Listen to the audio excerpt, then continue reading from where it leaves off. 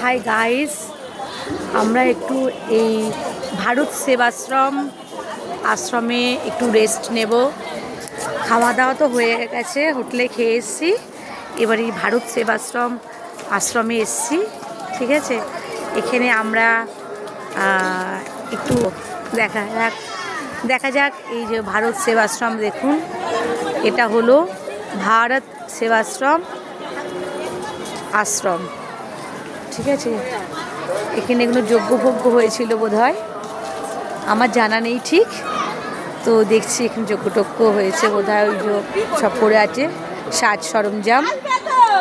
এই দেখুন আশ্রমটা পুরো দেখেছেন। এই যে এখান থেকে আমরা এসেছি, খুব সুন্দর। ভেতরটা হচ্ছে খুব ঠান্ডা। আমি একটুখানি গিয়ে রেস্ট নিচ্ছিলাম, তো খুব ঠান্ডা।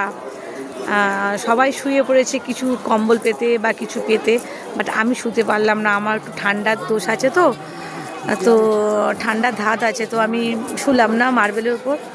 তো সবাই শুয়েছে, আমি একটু পাশে এসে বাইরে বেরিয়ে এসে একটু ভিডিও করছি তোমাদের দেখানোর জন্য। এরপর আমি একটু বেরোবো মেলায় একটু কেনাকাটি করতে, ঠিক আছে। এই টোটাল আশ্রমটা দেখুন, ওদিকে দূরে রয়েছে এই যে একটা গেট, এদিকে একটা গেট, দুটো গেটই রয়েছে। এই হলো ভারত সেবাশ্রম আশ্রম, ঠিক আছে। তো এত পর্যন্ত আজকের ব্লগটা। টাটা, ভালো থাকবেন।